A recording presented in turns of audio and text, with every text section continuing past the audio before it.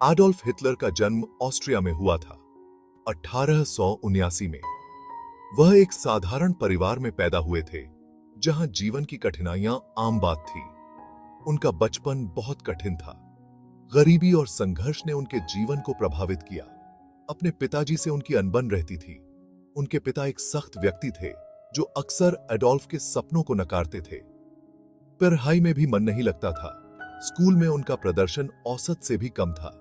उनका सपना था आर्टिस्ट बनने का, लेकिन आर्ट स्कूल में उनका दाखिला नहीं हुआ। यह अस्वीकृति उनके लिए एक बड़ा झटका था। इससे उनके अंदर गुस्सा और बरहाके उससे भी आ गया। वह अपने सपनों को टूटते देख बहुत निराश हो गए। हिटलर के जीवन में बहुत कम उम्र में ही दुखों का पहाड़ टूट पड़ा था।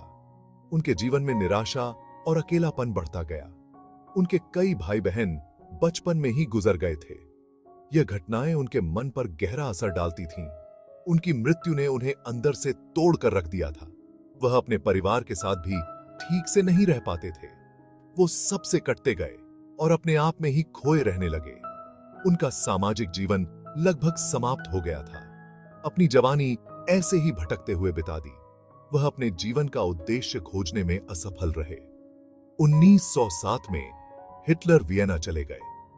वहां उन्होंने एक नई शुरुआत की उम्मीद की। उन्हें उम्मीद थी कि जिंदगी में एक नई शुरुआत कर पाएंगे। वियना में उन्होंने नए अवसरों की तलाश की, लेकिन वहां भी उन्हें अपनी जगह बनाने में बहुत संघर्ष करना पड़ा। जीवन की कठिनाइयां उनका पीछा नहीं छोड़ रही थीं। गरीबी में दिन बिताए, छोटे मोटे काम किए। वह किसी भी तरह से जीवन यापन करने की कोशिश कर रहे थे। इसी दौरान उनकी राजनीति में रुचि बढ़ने लगी। वह राजनीतिक विचारधाराओं में गहरी दिलचस्पी लेने लगे। जर्मन राष्ट्रवाद को लेकर उनके विचार मजबूत होते गए। यह विचारधारा उनके जीवन का महत्वपूर्ण हिस्सा बन गई। 1914 में पहला विश्व युद्ध शुरू हुआ। हिटलर ने इसे खुद को साबित करने का मौका देखा। उन्होंने जर्मन सेना में भर्ती होने के लिए अपनी इच्छा से नाम लिखवाया। पश्चिमी मोर्चे पर उन्होंने बहादुरी से लड़ाई लड़ी। युद्ध के दौरान वो घायल भी हुए। उनकी बहादुरी के लिए उन्हें आयरन क्रॉस से सम्मानित किया गया।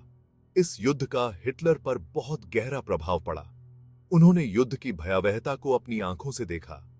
उन्हें अपने दुश्मनों से गहरी नफरत हो गई।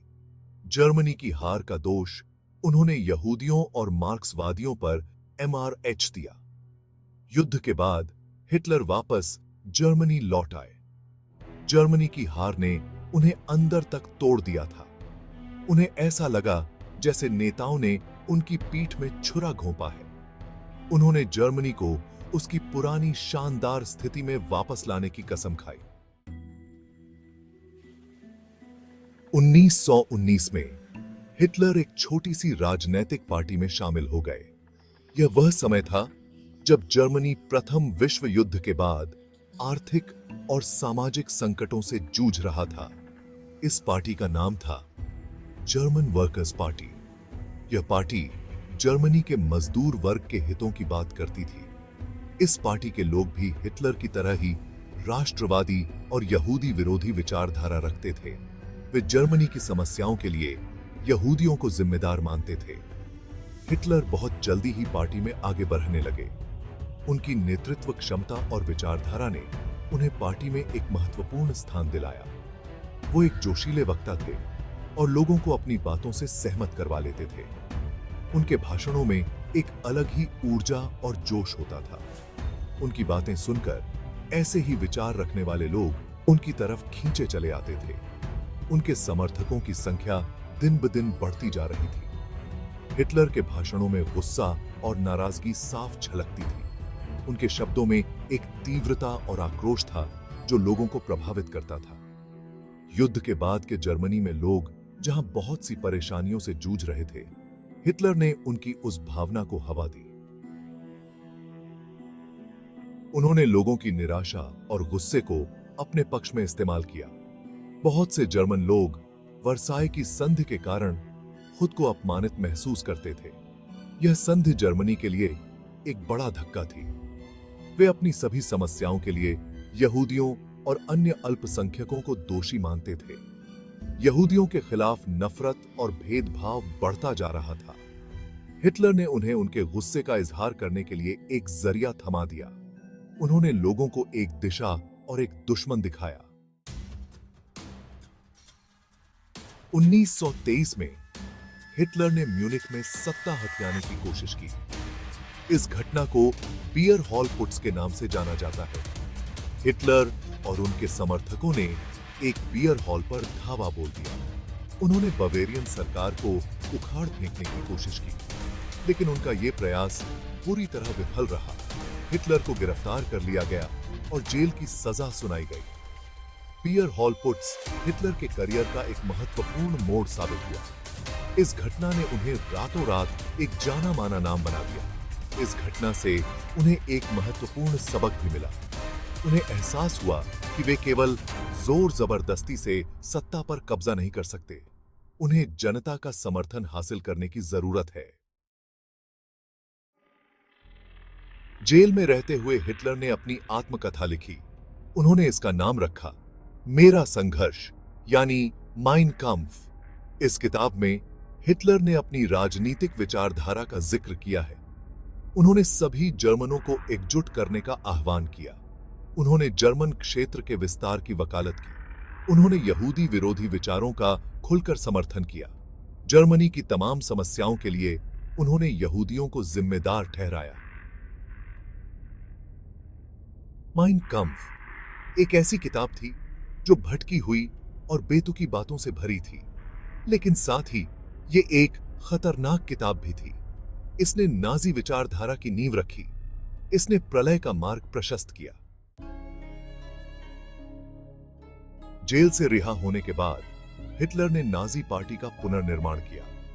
उन्होंने महामंदी के दौरान लोगों की आर्थिक तंगी का फायदा उठाया। उन्होंने जर्मनी को फिर से महान बनाने का वादा किया। उन्होंने जर्मन लोगों के डर और पूर्वाग्रहों को हवा दी। उन्होंने अपने विरोधियों को चुप कराने के लिए प्रचार और धमकी का सहारा लिया। नाजी पार्टी की लोकप्रियता बहुत तेजी से बढ़ने लगी। जीवन के हर वर्ग के लोग इससे जुड़ते चले गए। यहूदियों, कम्युनिस्टों और उदारवादियों के प्रति उनकी नफरत ने उन्हें एक साथ ला खड़ा किया। वे एक ऐसे मजबूत नेता की तलाश में थे जो उनका मार्गदर्शन कर सके। हिटलर ने उन्हें वही दिया जिसकी उन्हें चाहत थी। 1933 में हिटलर को जर्मनी का चांसलर नियुक्त किया गया। उन्होंने बहुत जल्दी ही अपनी सत्ता मजबूत कर ली। उन्होंने नागरिक स्वतंत्रता को खत्म कर दिया। उन्होंने विपक्षी दलों पर प्रतिबंध लगा दिया। उन्होंने एक ऐसी सरकार बनाई जहां सिर्फ एक ही व्यक्ति या पार्टी का शासन हो। हिटलर का सत्ता में आना जर्मनी के लिए एक बहुत बुरा समय था। इसने वीमर गणराज्य के अंत का प्रतीक था। इसने अंधकार और अत्याचार के युग की शुरुआत की। नाजी शासन इतिहास के सबसे क्रूर शासनों में से एक था। जातिवाद, यहूदी विरोधी भावना और सैन्यवाद इसकी पहचान बन गए थे। नाजियों ने अपने विरोधियों को बेरहमी से कुचल डाला। उन्होंने अपने दुश्मनों को कैद करने के लिए यातना शिविर बनाए। उन्होंने असहमति के हर स्वर को कुचल दिया। नाजी शासन का जर्मनी पर विनाशकारी प्रभाव पड़ा। इसने देश की अर्थव्यवस्था को बर्बाद कर दिया।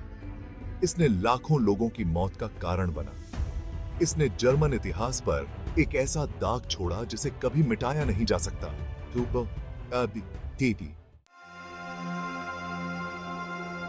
प्रलय नाजी शासन द्वारा 60 लाख यहूदियों का व्यवस्थित नरसंहार था। यह मानव इतिहास के सबसे बड़े अपराधों में से एक था। यहूदियों को जबरन इकट्ठा किया गया और यातना शिविरों में भेज दिया गया। उन्हें जबरन मजदूरी, भुखमरी और यातनाओं का शिकार बनाया गया। कई लोगों को गैस चैम्बरों में मौत के घाट उतार दिया गया।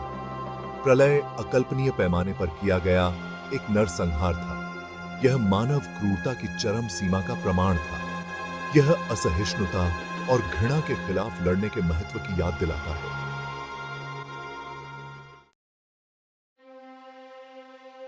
1939 में हिटलर ने पोलैंड पर हमला कर दिया।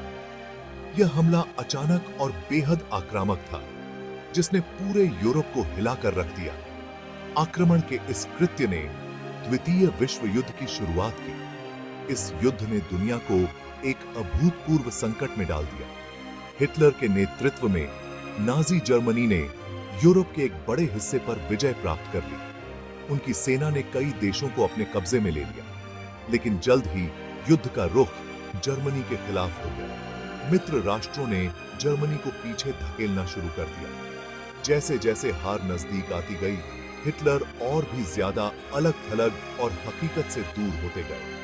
उनकी मानसिक स्थिति भी बिगड़ने लगी। हिल होते ही दिबो उन्हें हार मानने से इनकार कर दिया। हिटलर ने अपने जनरलों को आदेश दिया कि वे किसी भी कीमत पर लड़ाई जारी रखें। उन्होंने अपने सैनिकों को आखिरी सांस तक लड़ने का आदेश दिया। यह आदेश सैनिकों के लिए एक कठिन चुनौती थी। अंत में 1945 में उन्होंने बर्लिन में अपने बंकर में आत्महत्या कर ली। यह उनके जीवन का अंतिम अध्याय था। हिटलर की मौत ने नाजी शासन के अंत का प्रतीक था। इसने दुनिया को एक नए युग में प्रवेश करने का संकेत दिया। इसने मानव इतिहास के सबसे अंधेरे अध्यायों में से एक को समाप्त कर दिया। युद्ध के बाद यूरोप को फिर से बनाने की प्रक्रिया शुरू हुई। हिटलर की विरासत मौत और विनाश की विरासत है। उनके शासनकाल में लाखों निर्दोष लोगों की जान गई। उन्हें हमेशा एक तानाशाह और एक हत्यारे के रूप में याद किया जाएगा।